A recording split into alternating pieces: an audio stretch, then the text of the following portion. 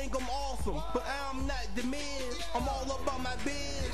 Paper come in suitcases. When I talk, they hold their mouth. It's looking like they tooth aching. Cause I know these dudes hate, but I'm trying to keep my cool. I'm trying to keep my hands clean, but it's hard with all these tools. Kinda hard with all these rules. Welcome everybody to the Directly Indirect Show. I'm your host Tremaine Wright, man, and I'm gonna jump right into this, man. Ain't no easy way to get into this. This is crazy story, man.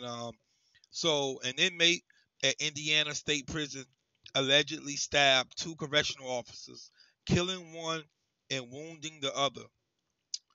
Tymetri Campbell, 38 years old, is accused of attacking Sergeant Patrick Smith, stabbing him multiple times on Sunday afternoon at Indiana's Department of Correction. When Lieutenant Eugene Lasco rushed to help, Lasco was stabbed too. Lasco, 57 years old, died at a nearby hospital. I'm sorry. Whew. Smith, 22 years old, is in the hospital in stable condition. So, Lasco spent 11 years working at the Indiana State Prison, officials said. And I quote, Lieutenant Eugene Lasco paid the ultimate sacrifice, and we are forever indebted to his service. Excuse me, y'all. Indiana Department of Correction Commissioner Robert Carter said in a statement, Lieutenant Lasco was well known amongst his colleagues as a true team member, someone they could count on, and he had proved that on Sunday when he rushed to help his fellow correctional officer. He sacrificed his life and will not be forgotten. Man, this is crazy. Campbell faces several preliminary charges, including murder. Police said in 2004, Campbell was sentenced to 130 years following three murder convictions.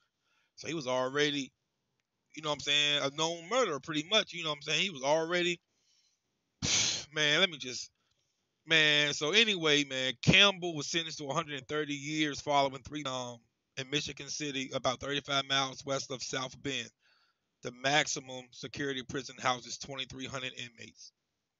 Man, this is crazy, man. So first and foremost, man, I want to give a special shout out to his family, man. May he rest in peace. And I'm gonna just put this out there, man. I actually worked as a correctional officer, as I said in previous videos. So it's a special kind of it hit a special kind of nerve, you know what I'm saying, when you work in that field, you know what I'm saying. Overall, it's a horrible situation overall.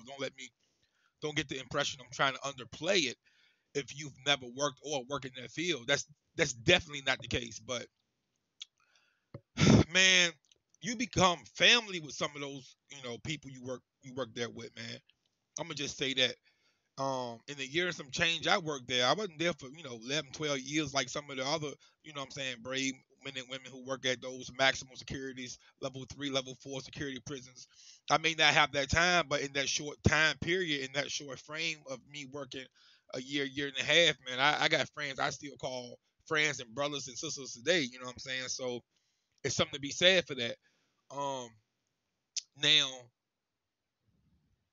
I'm gonna put this out there, man. Being a correctional officer is no easy job. Yes, you do have days where you go in, the inmates are being good, they having a good day, you having a good day, everybody's having a good day. I'd be lying if I said that there were not days like that. I'd be lying. Now, you have those days where if they're having a bad day, guess what? You're having a bad day.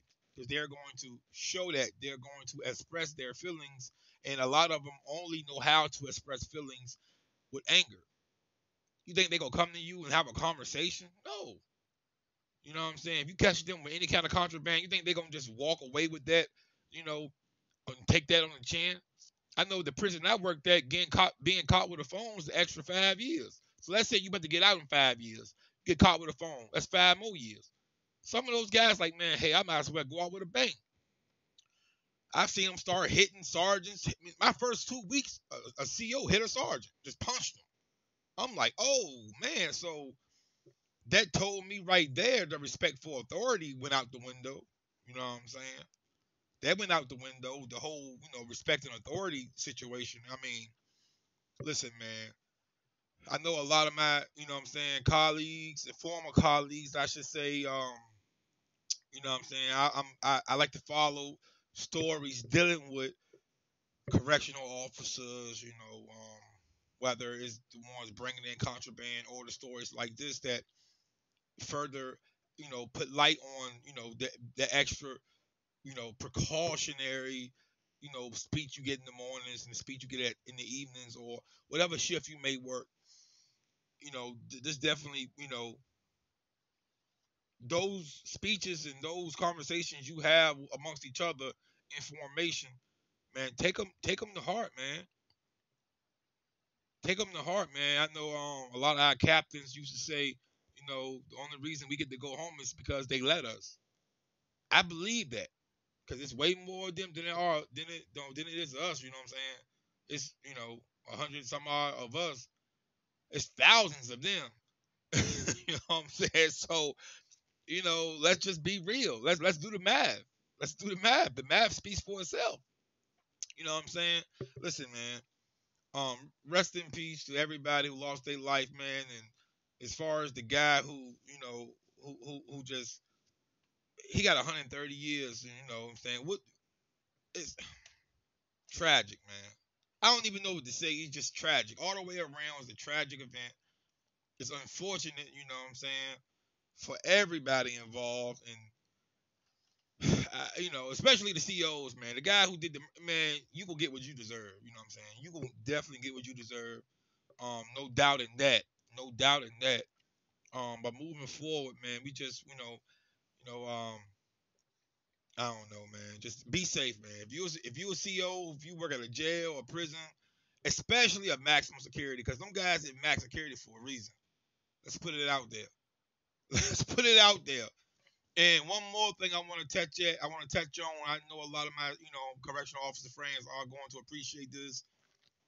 The money that they get paid does not justify the work they have to do. It does not justify the mental state that this job leaves you in. It does not justify the time lost away from your family because a lot of those shifts are long 12-hour shifts. And a lot of those shifts is if things go left, you have to stay. Listen, man, shout out to the CEOs out there, man. Because people make jokes and about you a CEO, man, that's a hard job, man. Listen, let me explain something. Let me tell you how hard being a CEO is. So when you're a cop, you ride around with a gun and a car. You got a car, a gun, you got a taser, you got mace. You're a cop, okay? You're a cop. You got it all.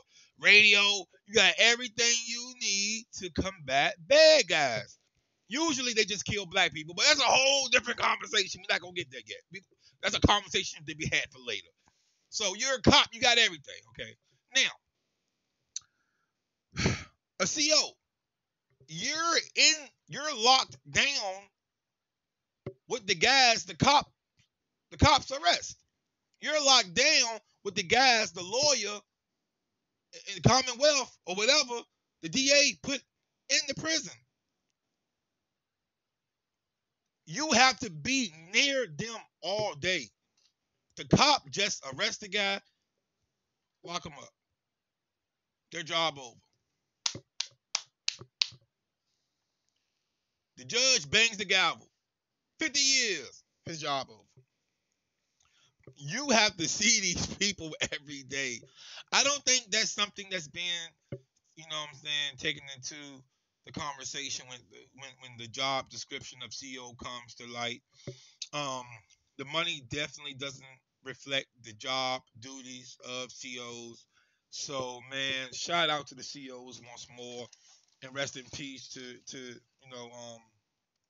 the men who got hurt and lost his life in this tragic at Indiana State Corrections, man. So again, man, like, comment, subscribe, man. I hate giving these stories, but I also love bringing these stories to light just to kind of put that effort, that extra emphasis on being careful, on protection. Hopefully, some rules and some be made in the future on getting some COs some extra protection, some extra, not just mace or whatever, man. Some actual, what I'm saying, some firearms within the facility.